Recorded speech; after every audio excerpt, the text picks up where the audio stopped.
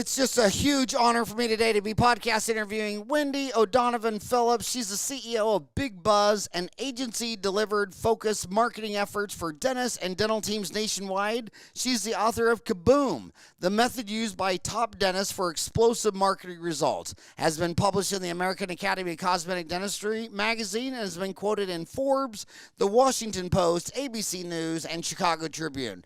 The American Dental Association hired Phillips as an expert consultant in marketing. She regularly lectures for dental organizations and associations in front of audiences ranging from 2,500 to 5,000 attendees. She sits on the board of AllHealth Network, which has provided mental health and substance use counseling to people across Denver since 1955. She has agency awards and accolades include recognition for excellence by the American Marketing Association, Best Advertising Agency, Best Web Developer in Denver by Expertise, and Top Advertising and Marketing Agency by Clutch.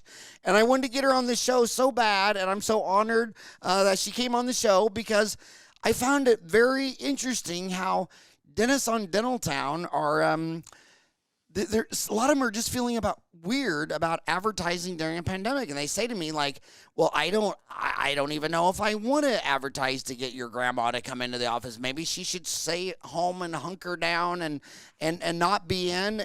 We just live in really strange times right now. I never thought I would be living in the middle of a pandemic. So I want to start with that question, get that out of the way. Is it kind of creepy to advertise during a pandemic when people are supposed to be social distancing? You know, what comes to mind, Dr. Ferran, when you ask that question is when I first started my firm 13 years ago, the American Dental Association still had very strict guidelines around advertising at all for dental practices, you remember. And even then, and especially now, I would say you want to err on the side of you're more than likely going to serve more patients well than you will to offend any, right? We all have the freedom of choices of whether or not to go to the dentist. And the dentist, him or herself, has a fiscal responsibility to themselves, to their family, and to their dental team to keep a business running, right? And to be of service to those in the community who need them. And so I always like to turn the meaning behind that question around, that, you know, anytime that a dental team is feeling badly about, you know, asking for new patients or asking for referrals, I turn that on its head and say, but doesn't everyone in your community deserve the level of care and the level of safety that you are providing to your patient base? Don't they all deserve that? And when we discuss it that way, most dental teams and all dental teams and dentists that we work with get on board and think, oh gosh, I never really thought of it that way.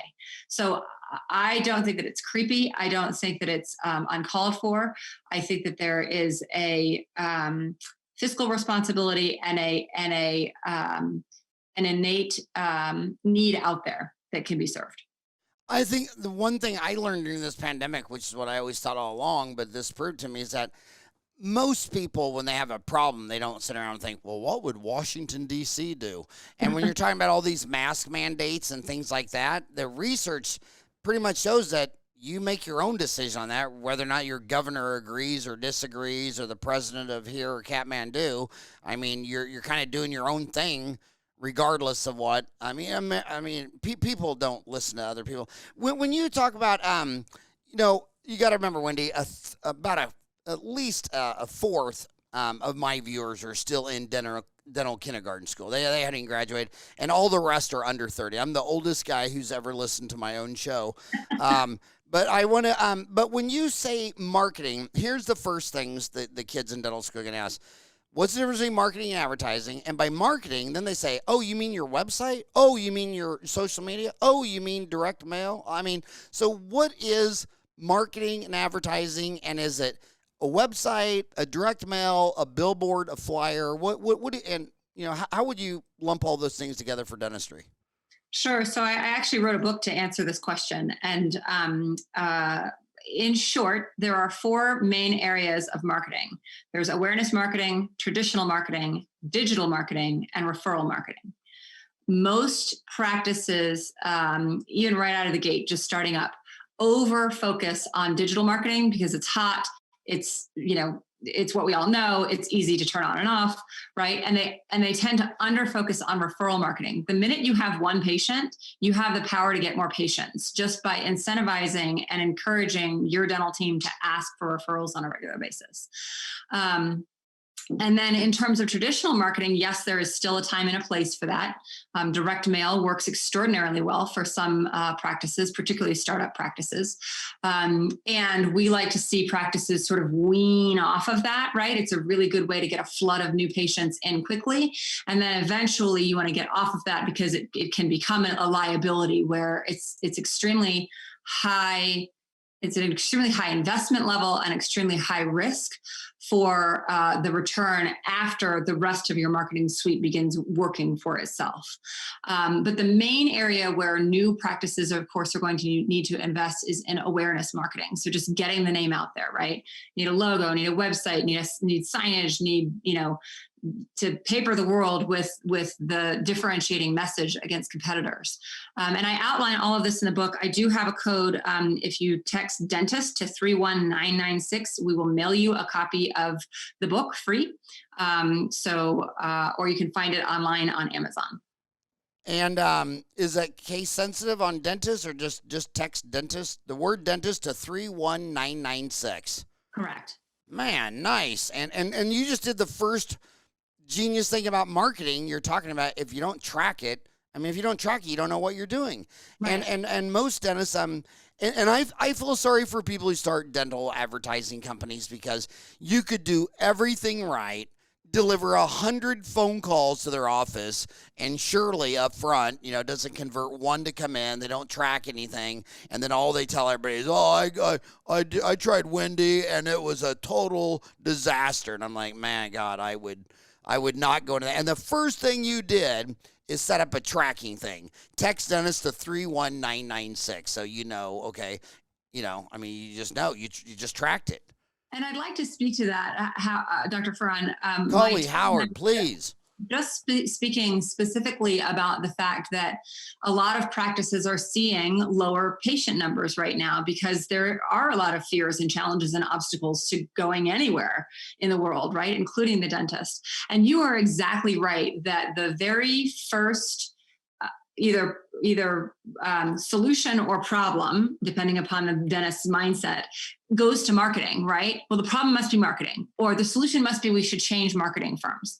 And we're seeing a lot of that. I just want to address that because I want to assure your audience that we're seeing slight dips in patient, new patient levels and recall patient levels across the board. That's just because of the economic climate. That's just because of we're in the midst of a global pandemic. There are outside factors affecting that, right? So I just want to encourage listeners to take that into consideration when you look at what's happening with your metrics. And most practices are measuring those metrics with some sort of CRM, some sort of practice software, right? And you can see where leads are coming from. So in terms of what to do for the marketing, rather than switching marketing agencies, have a focused conversation with your current marketer about what has worked the best in terms of getting qualified new patient leads in the door, getting recall appointments scheduled, inquiries in the door, and hyper focus your communication efforts around the areas that have been working best for the last 9 months.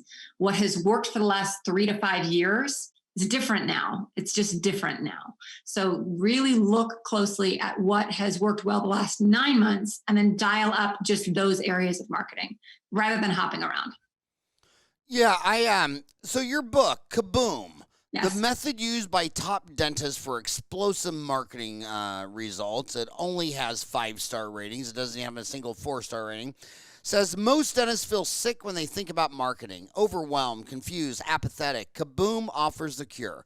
The concise handbook shines a light on how dentists can put a method to their marketing in order to safeguard the practice for years to come. KABOOM lays out an easy-to-follow method for marketing. 1. Survey the patients and team. 2. Define a message and design equation. 3. Build a balanced marketing formula or 12-month marketing plan. 4. Deploy the plan for steadfast results. It's simple yet wildly effective. The transformation is measurable. Practices that apply the KABOOM method enjoy validation of their efforts, higher returns on marketing investments, more stability in patient traffic and production dollars, steady growth, increased practice value. KABOOM is filled with concise analysis of why certain marketing tactics work best, and when it covers 4 marketing strategies, including brand awareness, traditional media, online promotion, and internal marketing. The book also details specific how-to instructions for 15 marketing tactics, including logo, tagline, signs, direct mail, print advertising, billboard advertising, broadcast advertising, website design, social media, web visitor attraction, reputation management, team training, and referral mining systems. Top 10 lists offer key things to avoid and tips to pursue. So my bias towards all that is I notice that I'm old. My 4 kids have flown the nest. They've turned into 6 grandkids, which is why I'm really glad I never killed them when they were young. I see all, I'm old. I like direct mail. And if I need 100 patients, I'll mail 100 of them 100 times.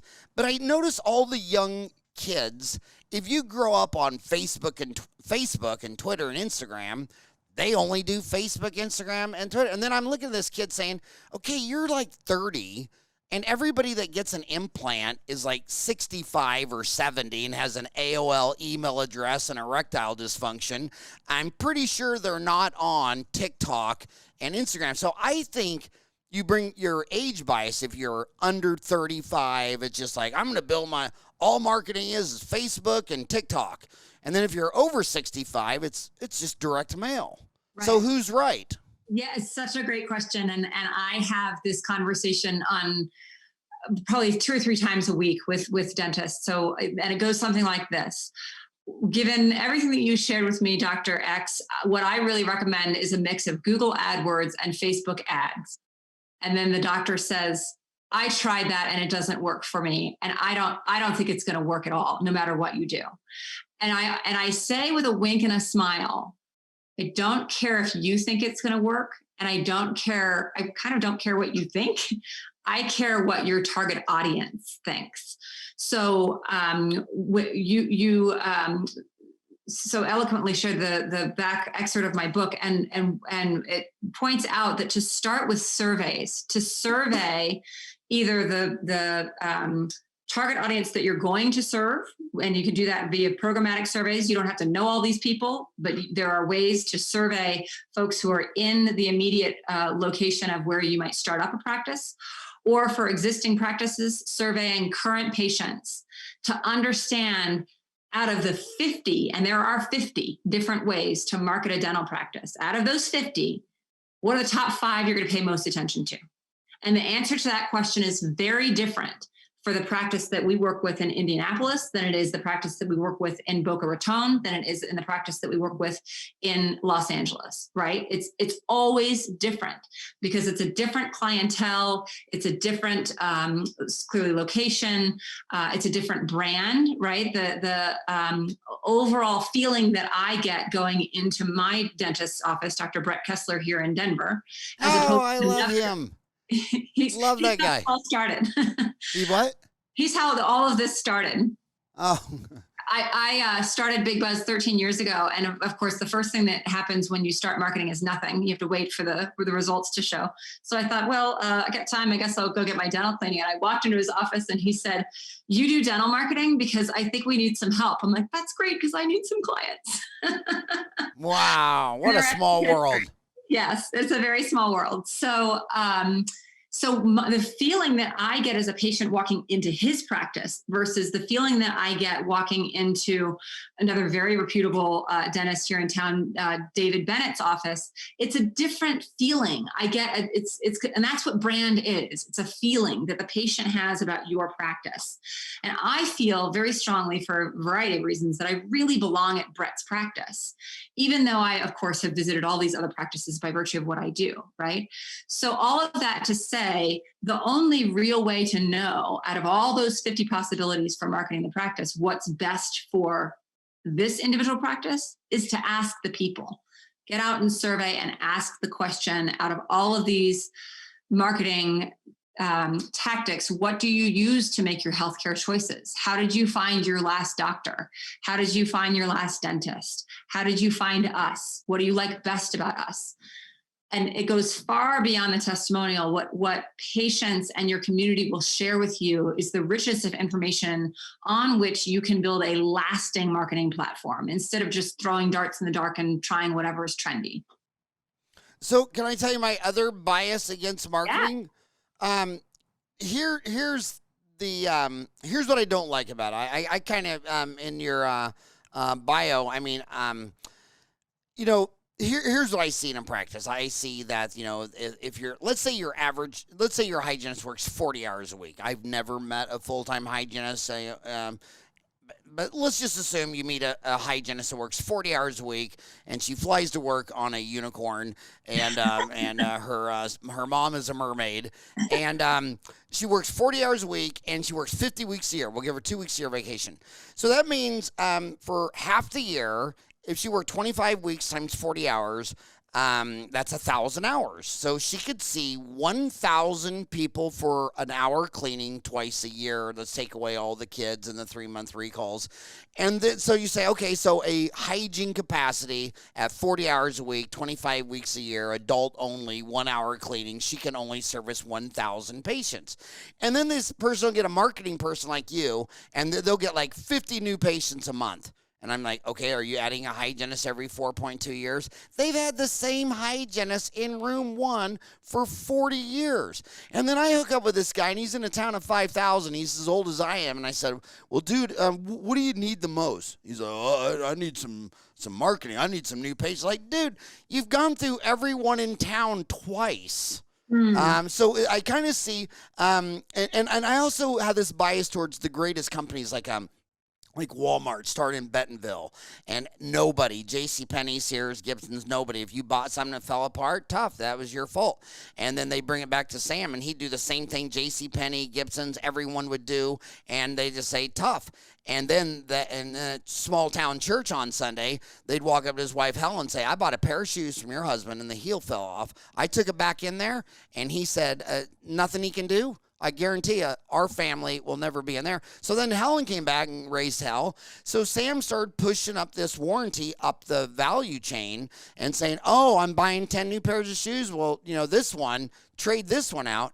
And I see these people in small towns, because you could open up in Denver or Phoenix a dental office that pisses off 10 people a day for 40 years and still not even made a dent in all the people you could offend. So it's kind of like the small town dentist. You got your reputation and you better stand by your word. But if you just get addicted to this drug marketing, it's like, you know what? I don't have to make you happy. Get out of here. I'm just going to do another direct mail campaign and I'll replace you in 5 minutes. So how do you draw that balance between, and one more rant on that is like, the marketing for new patients, that's what Southwest Airlines and Chase and Visa were all doing 10 years ago. Now it's all about patient retention. It's like, well, you fly Southwest Airlines 10 times, you get a free flight.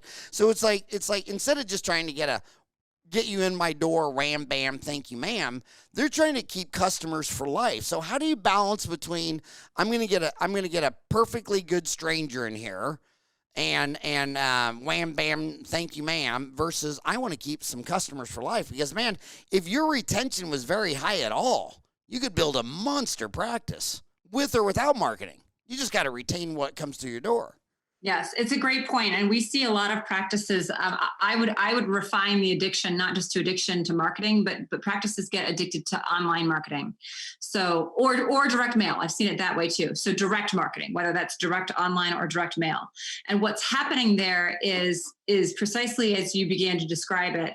They're looking out there. The problem must be out there. The new patients that we need must be out there. We need to bring them in here, and a few things come to mind. One, the greatest gold mine that any practice is sitting on is their own patient base. And so internal marketing to increase recall appointments, internal marketing to increase the number of cosmetic cases. And that's a whole art and science in and of itself, right? Where there's a system of education that needs to happen over a very long period of time that is extremely consistent to get a current patient to accept cosmetic treatment or to even consider it, right?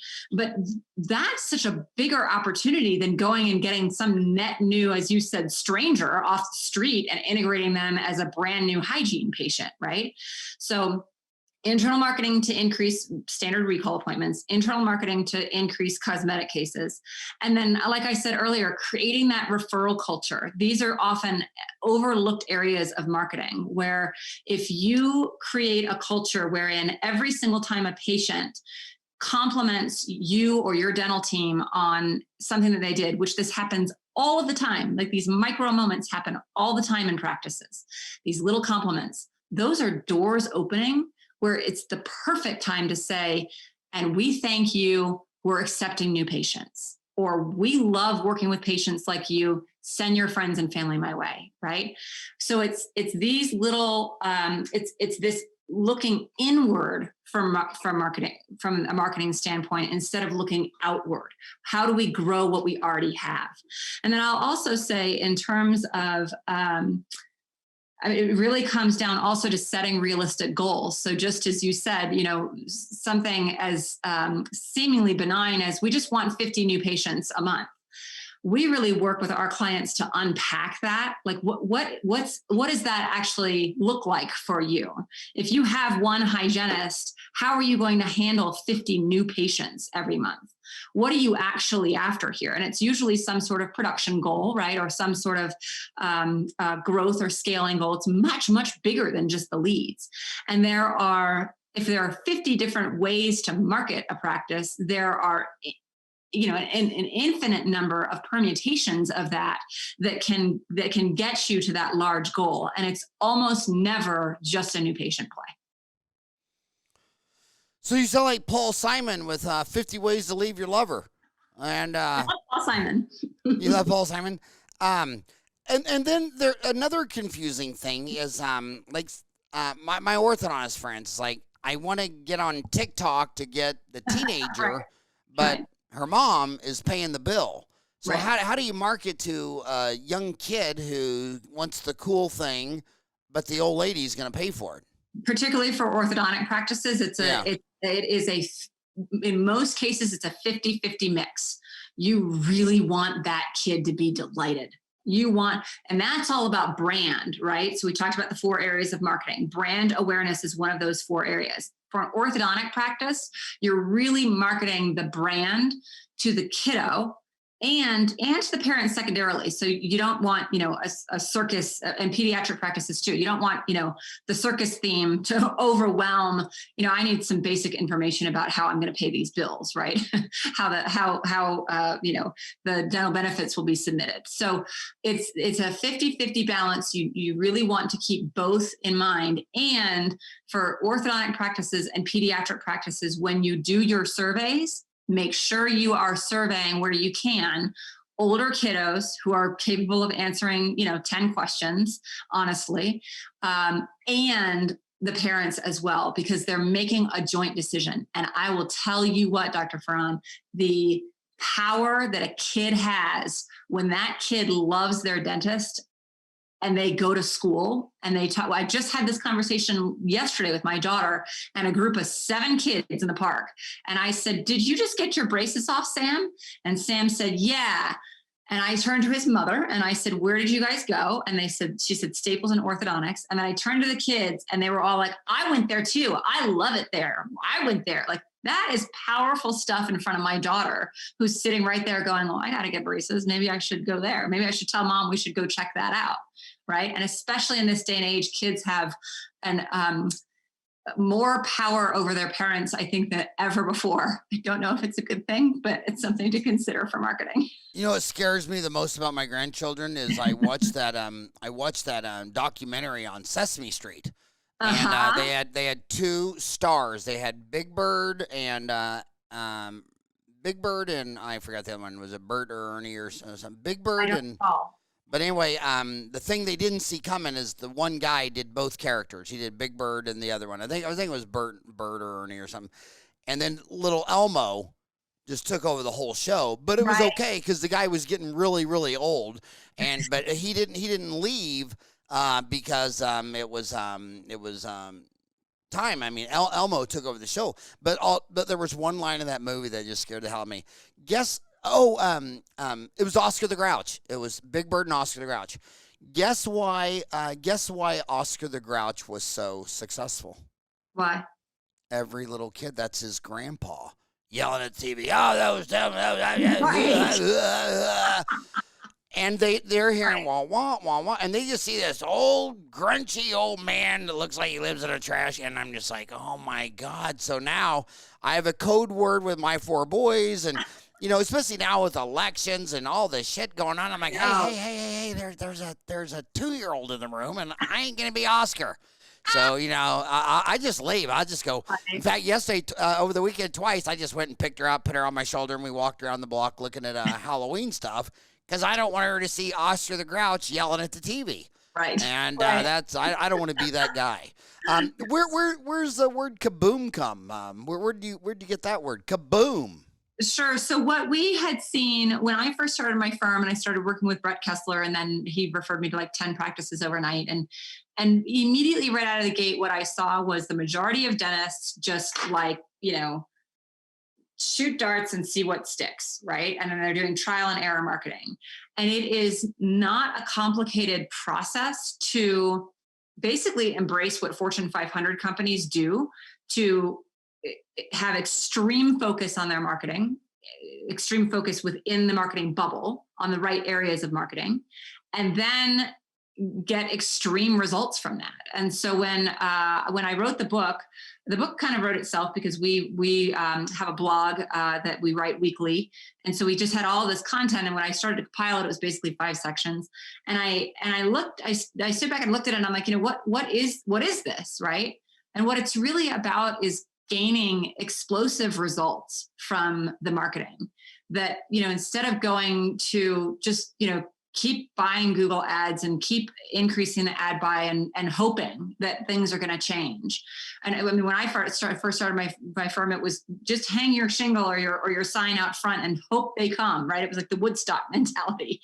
And in this day and age, there are just so many options for marketing that it gets extremely overwhelming and then it doesn't work very well. So to do a little bit of research up front, a little bit of documentation up front, will set the practice up for years to come for these explosive results. And so that the explosiveness was where KABOOM came from.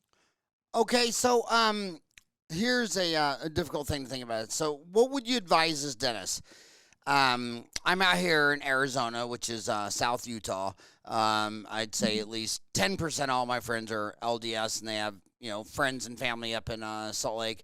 A lot of dentists come out of AT still in Midwestern. They're Mormon. They want to go back home to Salt Lake. That's where their whole tribe is from, the family.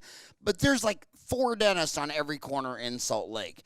And I hear them saying things like, well, you know, demographics don't matter. And then I'm like, okay, then go to Congo.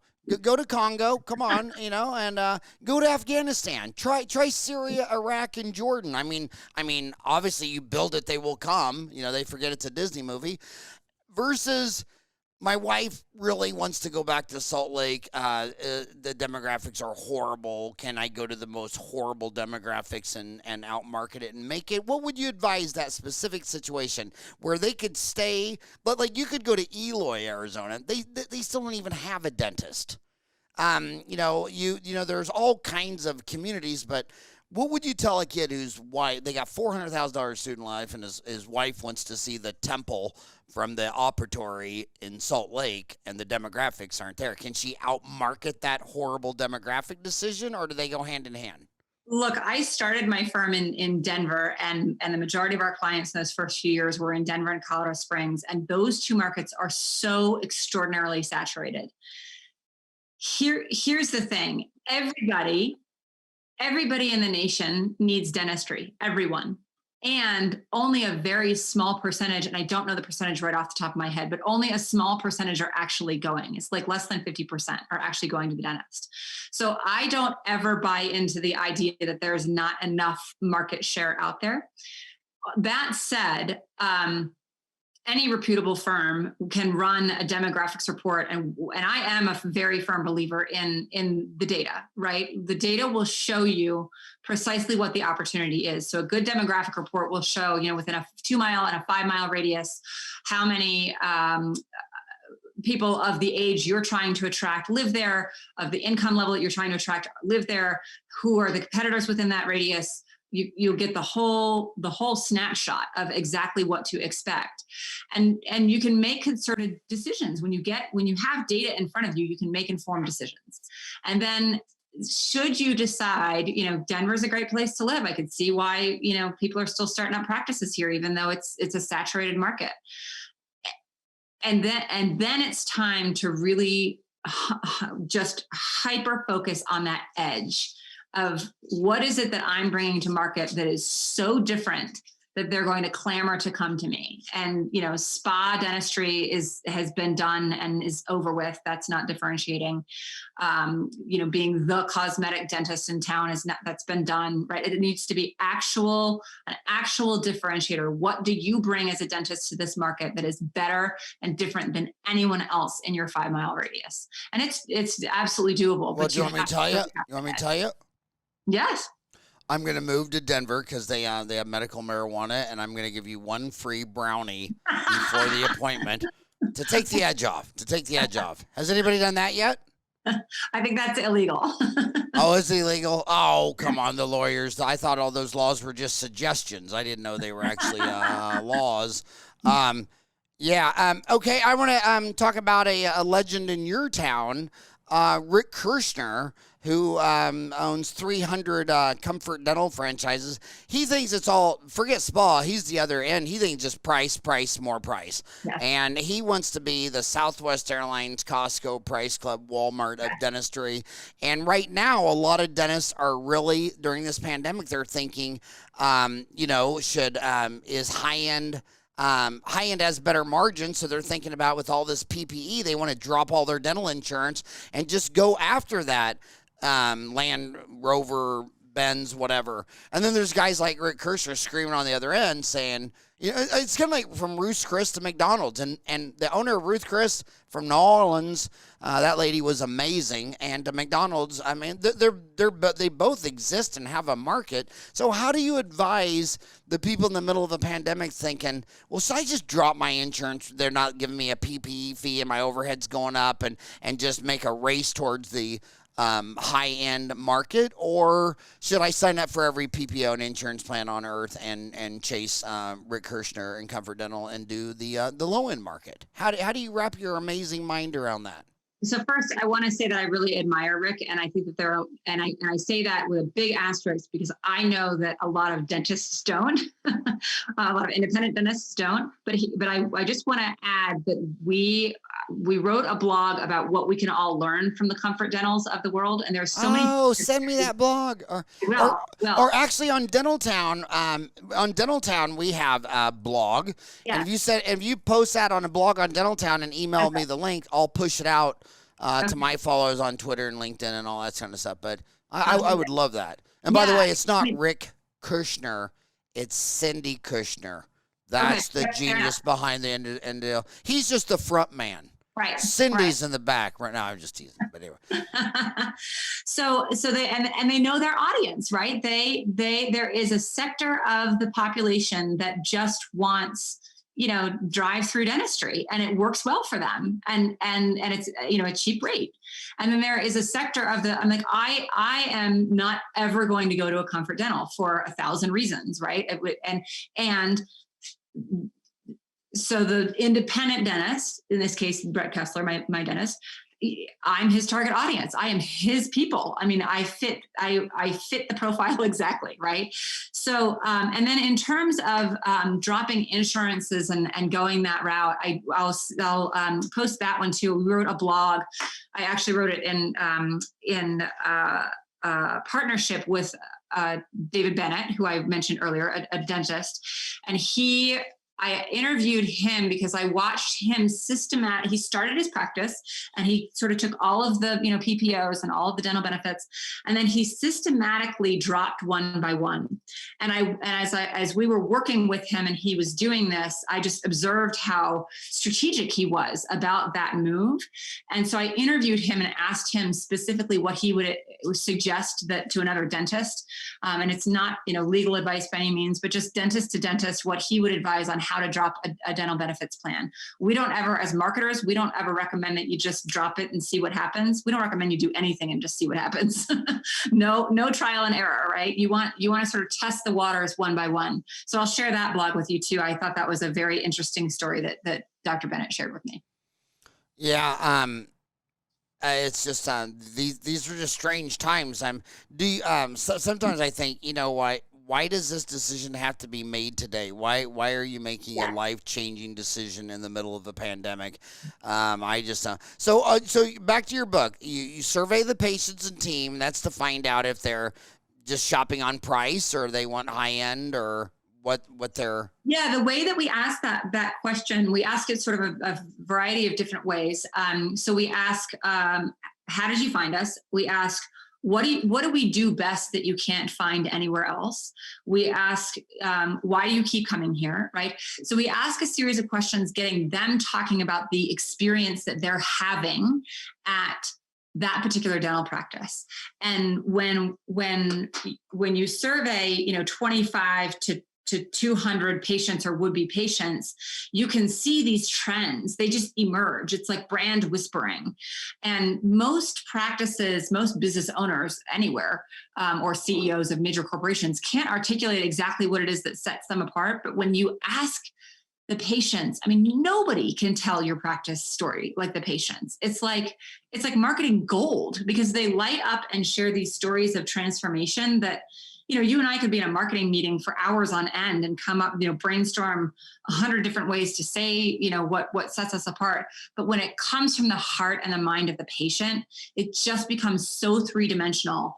And then when you paper the world with it, you put it on the website, you put it out on your ads, you push it out via emails, then it becomes a self-fulfilling prophecy, right? They go, this sounds like a place I'd like. I come in, I experience it. I go, wow, the promise was upheld. I really like this place. I keep coming back. I start referring to you. So it pays off in droves to just do a little bit of research on the front end before diving into trial and error marketing. And then, yes, absolutely. You also want to ask questions around, do you click on Google AdWords? Do you choose a healthcare provider based upon direct mail? And different people in different locations will answer that differently. But you want to make sure that you're only marketing over the marketing tactics that they're most apt to pay attention to. Well, my gosh, you went from 50 ways to leave your lover. Now you're up to 100. By the end of this podcast, so it'll be 1,000. When I talk about marketing, there's so many dentists on Dental Town under the marketing forum, which, by the way, is like the third most active forum, which it's kind of scares me. I wish the most active forum was getting people out of pain with extractions and root canals. But it tells you it's a business thing. But they always think that they live and die by Google reviews, and they think it's all going to be solved by getting a software. And if I just get the right software and it sends everybody a lesson, then boom, I'll have 50 reviews and I'll live happily ever after. Where does that fit in your sauce? And more importantly, Where does that fit in on your 4 deals? Survey the patients and team. Number 2, define a message and design equation. Is that part of the equation? Build a balanced marketing formula or 12-month marketing plan. Deploy the plan for steadfast results. It's simply yet wildly effective. How big of a function are these reviews? And can you automate the whole damn thing? It's okay. So the reviews are a big deal, and you really want to have as many 5-star reviews on particularly Google and or Yelp, both preferably, as many as possible, because it really helps with search engine optimization. It helps with just the general brand awareness, right? Like, people are unfortunately shopping for dentistry the way that they do shoes. Like, they're looking at the peer reviews and making snap judgments and snap decisions. All of that said, we're big believers that you got to put the people back in marketing. Yes, there's a lot that you can automate. There are practice softwares that help with the review process, but there's nothing in the world like the interaction that you're having right there in the practice. And for your front office person to take a beat and say during checkout, please give us a 5-star review, and we equip our clients with a little placard, right there on the desk that gives instructions on exactly how to do that. Have them do it before they walk out the door. Incentivize them to do it before they walk out the door. Hand a $5 Starbucks gift card to them and say, will you write us a review before you leave today? And you would be so surprised how willing people are to help. And when you strike while the iron is hot and you're building that relationship, again, it goes a long, long way. So we got to put the people back in marketing. Yes, you can use some of those automated tools, but ask people. But what advice would you give to my ED doctor? Because I don't want to do an online review after I just walked out of my Viagra, Cialis, erectile dysfunction clinic. Sure. Well, so we don't do marketing for that sector, but every practice has its own formula. So I don't know off the cuff, but I think that if that practice were to do some surveys and run some research. How about this joke? This one might be funnier. If a tree falls in the forest and no one hears it, is my illegal logging operation doing good? I don't know about that. By the way, Colorado Springs, to tell you, you want to know how old I am? When we were little and we went there, my dad, he had 2 things. He liked to go to every theme park, every Six Flags over everything. I mean, we went to every theme park, but on the way, he liked to travel at every place that made something if they had a tour. Mm-hmm. And when I opened up my dental office, I always did the new facility tour because I just thought of my dad, my idol, and it was so cool. But when we were in Colorado, we got to see Adolf Coors, and that guy didn't delegate out anything. He made the first dental porcelain because he was making all those bottles. So he had all these PhDs, and some of them are going off in different directions. But I thought that was very cool. But at that time, when we went to NORAD, mm-hmm. we could actually go in NORAD. Yes, I know. I don't remember that, but I do know about that. And every time we drive down there, we point it out to our 11-year-old daughter. Like, see that? That's NORAD. And she doesn't really, you can't really understand it unless you go inside, I'm sure. It's just the command center for nuclear war, which caused the invention of the internet because Washington, D.C. realized if the Ruskies got a bomb on that telephone line, they can't communicate. Right. So the entire internet, everything we're doing today was because of Colorado Springs. Yep. And it's just amazing how everything's interconnected like that. So the review things are good. Word of mouth referral. Yeah. Is that called marketing? I mean, can I tell you how aggressive I am? I mean, I just think a lot of people they just don't hustle, and they don't work hard, and they don't hustle. I mean, you can't compensate on TikTok for being lazy and not hustling. So when I'm done with you, for 30 years I'd always say, "Oh my gosh, Wendy, here's the truth. My hygienist, if you see her and you always do what she says, you won't see me again. I mean, I haven't had a cavity. I mean, I had an assistant for 30 years who never got one cavity. And I just lost my other assistant the other day, Pat Chris Caloris. My gosh, her husband got transferred to Katy, Texas. And I said, well, I'll pay for the divorce. Just stay here. And she wanted to keep the family and kids together.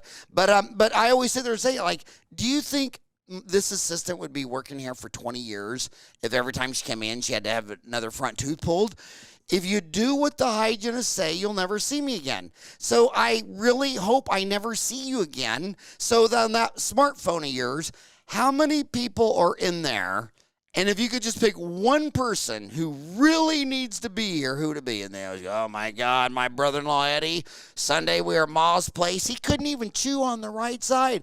I said, please, God, make him have iPhone and you can FaceTime and not that stupid Android thing. And they'll FaceTime him. And if he's on Android, I just say, well, FaceTime somebody.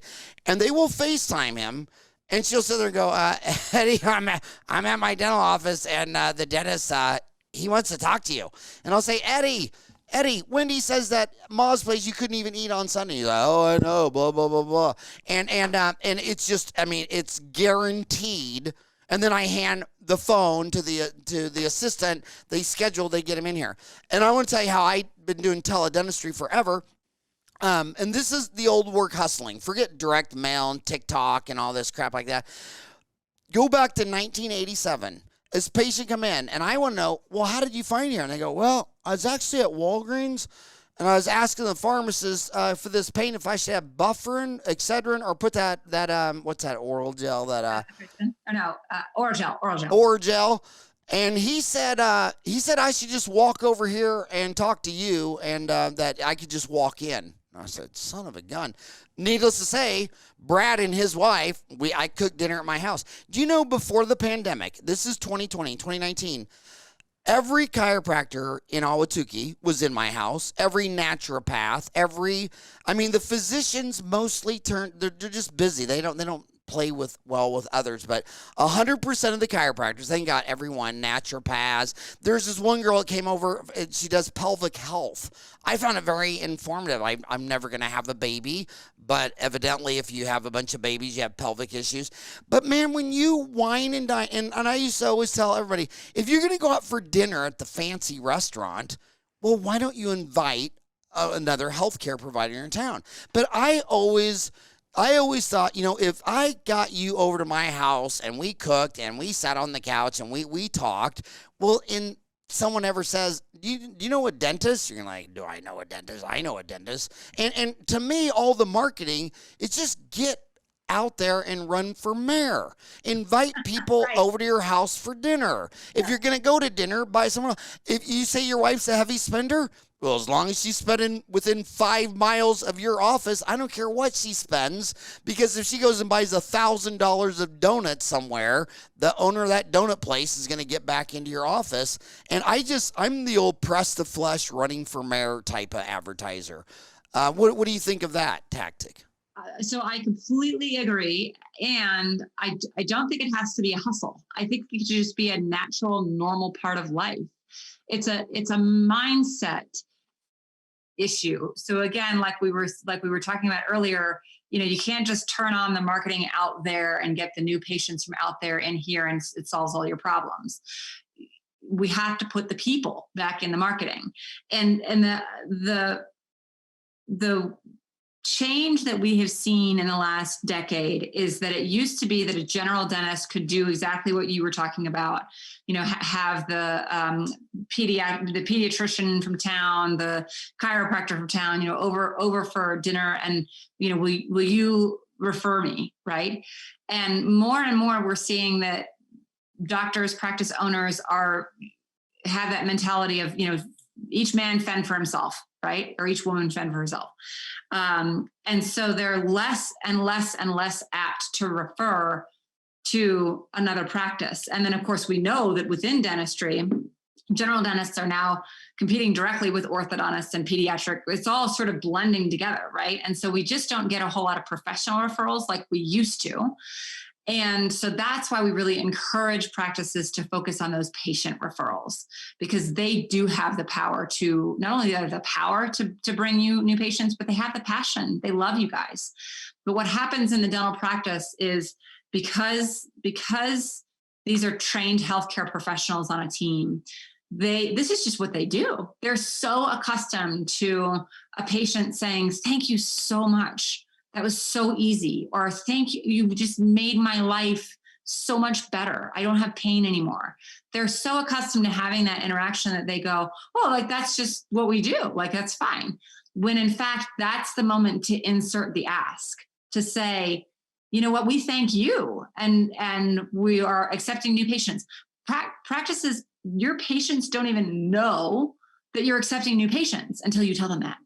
And in marketing and advertising, it's a proven fact that somebody has to just see your message at least 10 times to even notice it, let alone understand it, act on it, anything like that, just to notice it.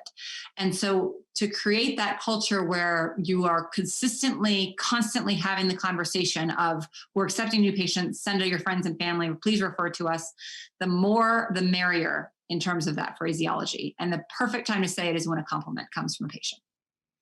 So I want to reverse that then, because this is the other side of the case. Now she's pissed, and she didn't give you a compliment. She just chewed your ass out, and she left a deal online that said, "I'm never going to that dumbass Howie ever again." So how do you reverse that? So always think of marketing in terms of the name of the marketing game is not more new patients or more patients. The name of the marketing game is to attract the right patients, the ideal patients. So, that particular patient who's had a bad day and had a bad experience, it's almost always of their own volition, something outside of our control that happened. Sometimes it's something within our control and we owe an apology, but those things happen, and absolutely would not be appropriate to have a referral conversation in that moment. And it also would not be appropriate. We don't want to replicate those patients, right? So just let her go on her merry way. If he or she writes a bad review, make sure to address that right away with objective language, right? We thank you for your feedback. We will integrate this feedback into, system and policy changes. And we wish you the best. Real neutral, real positive. And there's such a nuance to this. My husband and I own a short-term rental, a cabin up in the Rocky Mountains. And whenever we get a bad review, he turns it directly over to me, because he says, I want to get defensive. I want to defend us and say, but we did this and that and that, and I can't believe you. And that's the last thing that you want to do in writing over, responding to a review. So short, sweet, simple, neutral, and then let them go and focus on those patients that you want to replicate. Well said. When you look out there, and let's go to website design. That's so important. I mean, my gosh, I think I've seen as many websites as anyone, because if you send me an email, and the other thing I want to tell these dentists, Dental Town's got 275,000 dentists. So when you send me an email and your name's David Frank, really, Dave, you're the only one? Whatever. But I think middle initials are very, very important. But my God, when you go to dentist websites, they're horrible.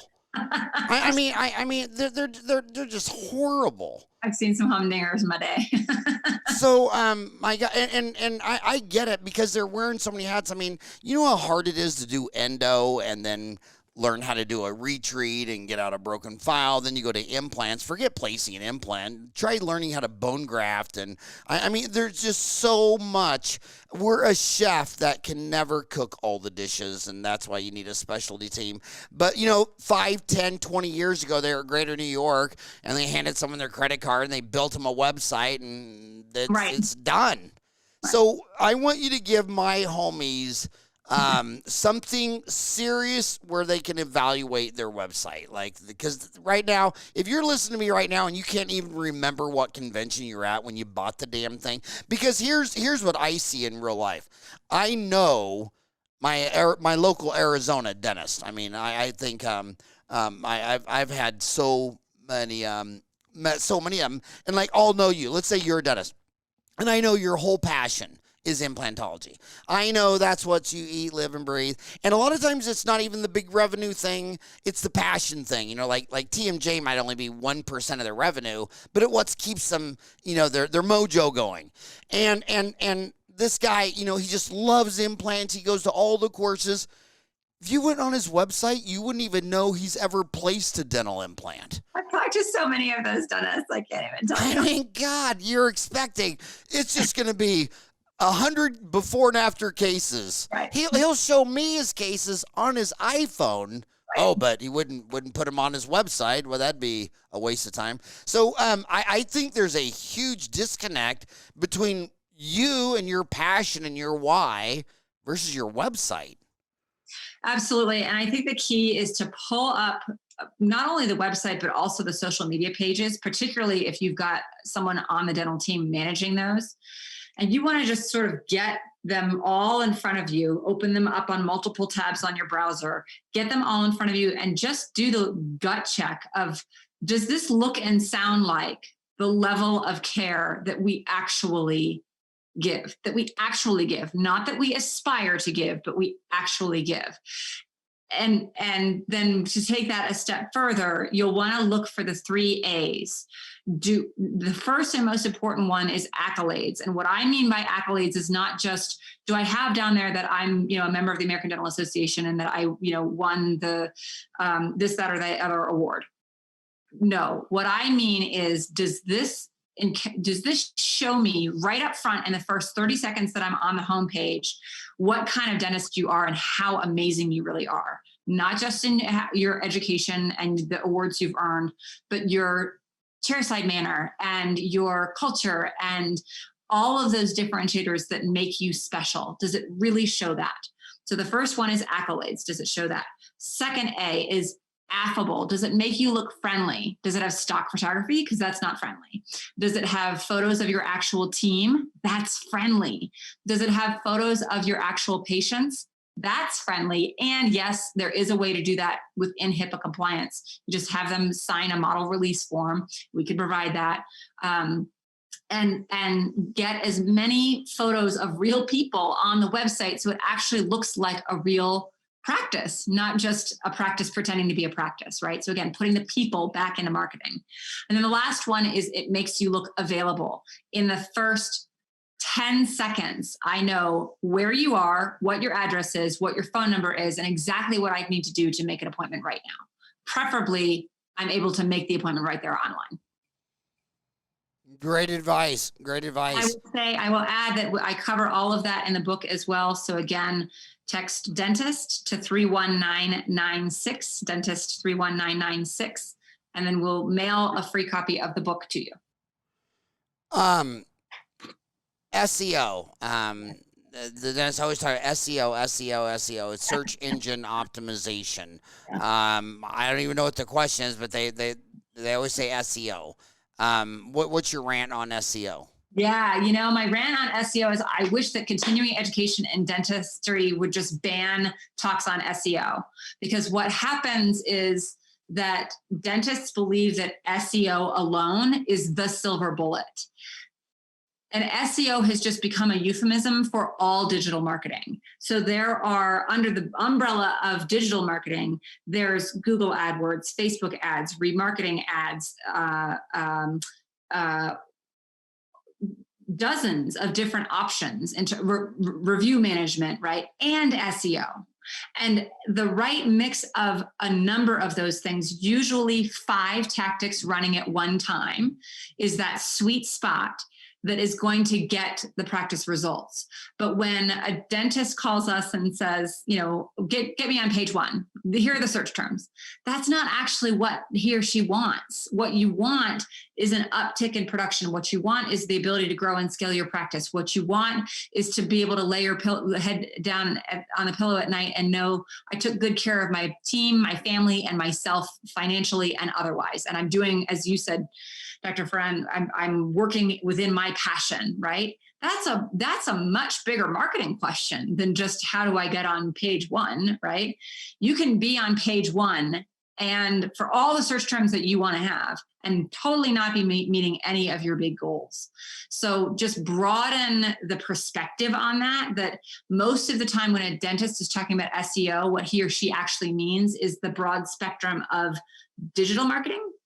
And then remember that digital marketing is only 1/4 of the whole marketing mix, with traditional brand awareness and referral marketing being the other 3. So I have another interesting question. This I'm biased against young people. It's like I told my granddaughter last night. She said, well, you're gonna get, if we go to that park, what if you get lost? And I said, Raya, I've been around the sun 58 times. You've only been around the sun 4 times. I'm not getting lost. And she, but one of the things I see in young marketers, like, it's always Facebook, it's always TikTok, blah, blah. LinkedIn, everyone has a job. They all have dental benefits. I mean, my God, I bet the average income I have no proof of this, but I bet you would know. I bet the average person on LinkedIn makes twice as much money and has dental benefits than the ones on Facebook. And my God, every time I get a patient in from LinkedIn, they're always management, they're always an engineer.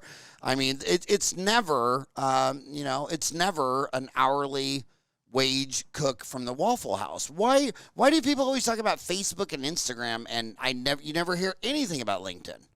Here's why, and there's a movie about that. If you want to be more disturbed about what's actually happening out there, watch The Social Dilemma if you haven't already. I haven't, but now you're going to have to explain the movie. You can't open up that pan of worms and not summarize it, because my homie didn't watch the movie and she's got an hour commute home.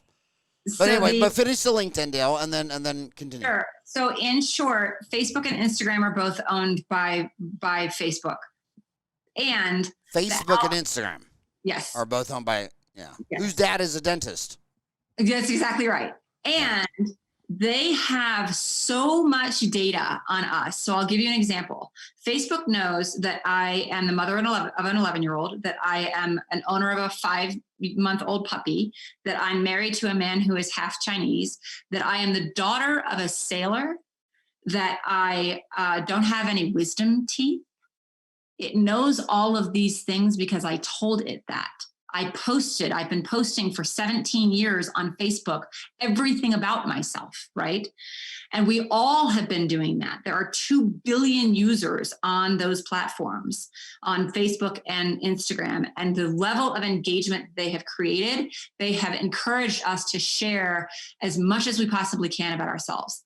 On LinkedIn, the algorithms are not as sophisticated. It was later to entry to market than Facebook, and we tend to share our professional information, but there's like a level of decorum, right? So like LinkedIn probably obviously knows that I'm in dentistry, knows that I have been 13 years in my position, but doesn't know that I'm the daughter of a sailor because I'm not posting that on LinkedIn.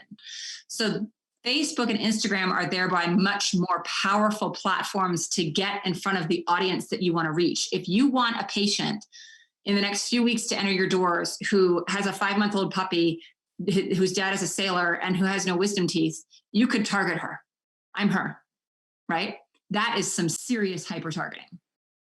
I can't believe we went over an hour. I mean, I could talk to you for 40 days and 40 nights. I'm just trying to think. First of all, text her that number. Text dentist to 31996. But here's a great question.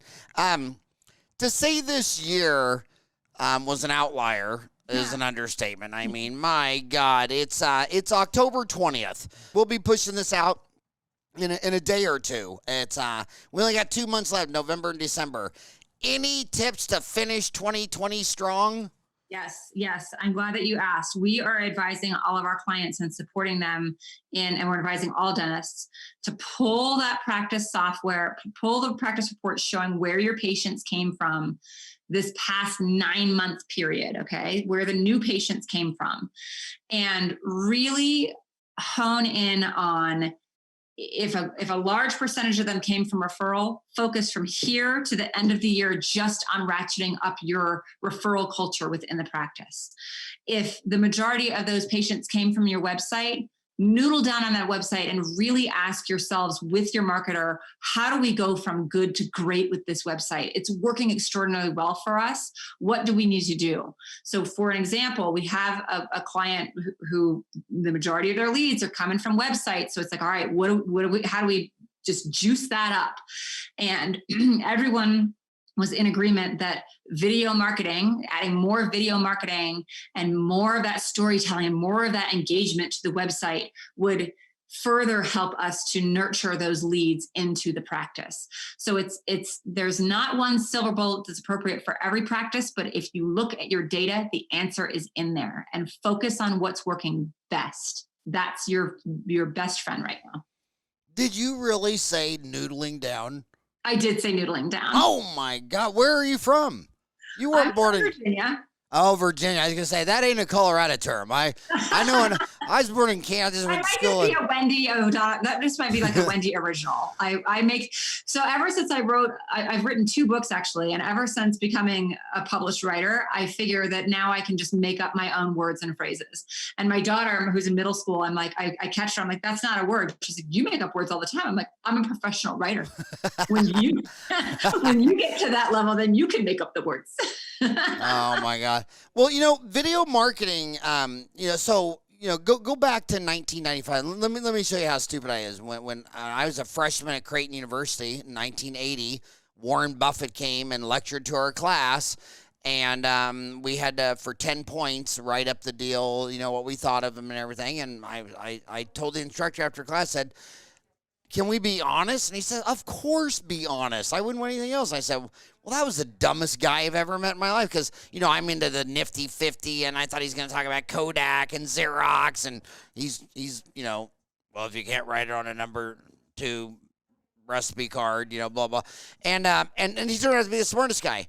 And here's the one thing I think on those online reviews. Like when you're sitting at a Ferran family reunion, first of all, I think the CDC should be there. I think they should be swabbing everybody for a DNA test to find out what went wrong. But if my mom said something versus my sister or one of my cousins, if I could see the person, I have aunts where if you saw the review, it would mean totally different than if my brother Paul said it. You know what I mean? But when Amazon started in 94, I looked at that stock and I just watched it go up and up and up and up and up. And it took me till 98. I looked at that from 94 to 98 before I got it. And that's why I started Dental Town in 99. But Jeff Bezos, he said, we're going to call it Amazon because right now the pipes are so small, we can only sell things we can text, so mostly books. But later it's going to be images. And the final is going to be video. Because on a video review, if I saw you get verklempt about how much this cosmetic case meant to you, that's totally different than just words and text. Yeah. And then if someone says, that Howard's the stupidest person in the world, but their eyes don't match up and they look like they, live behind the dumpster at KFC, that's totally different. You know what I mean? They even say that. I don't know if it's true or not, but everybody repeats that in a conversation. Only 7% are words, and the rest is body language. In fact, the only reason I do video on the interview is not just for the obvious YouTube, but because I don't want to interview you on the phone. I like seeing. If you're on iTunes, she looks like Cindy Woohoo. She's got the little ball on the top of her head. Is it Cindy Lou? Cindy Lou-Hoo. Wendy Lou-Hoo. I have friends who call that my power bun. Your power bun? But yeah, I think the whole world's going to go video because, and the other picture that I like the most is they show a sapien skull and a shark skull, and they show the area of the brain powering the ophthalmic eyes and the ears. Like the eyes are like 2 lemons and the ears are like 2 cherries. And then on other animals, it's like non-existent, right? Like on birds, the dinosaurs didn't go extinct. There's the avian dinosaurs are still flying around, and they do everything with their ear. And I just think sapien is like we'll be at a party and I'll forget your name, but I know who you are, and I walk right over to the person I remember and say, "Hey, Cindy Lou Who, will you give me your card so I can call you?" Because you're not going to remember a name or a number, but my eyes know it was you. And I just think video is everything. And then when I have a weird last name, my last name's Ferran, and people always saying, "Well, what is he?" And because it's just an uncommon name. But I think, but tell me this, is this dumb or not? I figure since Google owns YouTube, I have 2 or 3 YouTube videos on my deal. And I go to other dentists and they have an AOL address for the email address. Why don't you just tell them, why don't you just post your own obituary with an AOL? And then they'll have like a Yahoo or an email address. I'm like, I just can't see how Sargie Byrne and Larry Page aren't going to give me a boost by having a YouTube and a Gmail address than an AOL and a Microsoft. You're spot on. The more When I lecture, I encourage folks to think about Google as the most popular boy in high school, and we all want to sit at his lunch table. And the more that we do things that Google likes for us to do, like create more videos on YouTube, use Gmail, be on Google Maps, have our maps in good order, have really great reviews on Google, the more it's going to push. That's exactly how SEO works now. It's Google is basically asking, what are you doing for me? And the more that you do for me, the more likely you are to sit at my table or to be first on the first page. Well, here's my homies. I know my homies. You sit there, I've lectured 1,000 times, and you say, okay, does anybody have any questions? No. Okay, well, let's take a 10-minute bathroom break. And they all run up to you because their question is so special and unique that everybody has the same damn question. So I know my homies listening to you saying, you guys don't get it. You don't understand because I'm in Parsons, Kansas, and she's out there in Colorado. But if one of my homies wants to talk to you about something specific, what does that cost? How do they do it? What's how's that work? Sure. So we start with an initial call to uncover what your current strengths, weaknesses, opportunities, and threats are in marketing. We guide that conversation. We examine together where the breakdown is in marketing, because it could be net new leads, and it could be, patients walking out the back door, and it could be something else. And so we really want to get down to the root of the issue. And then from there, we, put together usually 3 options for investment level and suggest a way forward. Most of our single doctor independent dental practices are investing between $3,000 and $5,000 a month in marketing. That's total, including the ad buy that goes to Facebook or Google. And a good chunk of that goes directly to the online outlets to pay for the ads. But that gives you a general idea of what we see practices invest. And we're really big on, putting people before projects that even right from the get-go in our client conversation, if we don't feel like, I just turned away a prospective client this morning because he saw a perceived need for just new leads, and I saw all kinds of other red flags that he didn't want to address. So I knew we weren't going to have mutual success, right? So it's more important that we agree, person to person, that we've got a right path forward than, that we're never going to prescribe a certain set of projects that we did for the last practice. It's really about dusting for the thumbprint that is your practice's unique print, and then putting that to market and doing it successfully together. And how do they which website would they go to? Would it be Big Buzz Inc.? That's the one. Big That's Buzz, the one. inc.com. And email, or just go to Big Buzz Inc. Anything else? That's the best way to reach us. Yes. And then certainly anyone who does text for the book, I'll have contact information there too. But if you go to the website, there's our standard contact information there. Very easy to get in touch with us, which, by the way, I'll just make a marketing plug here.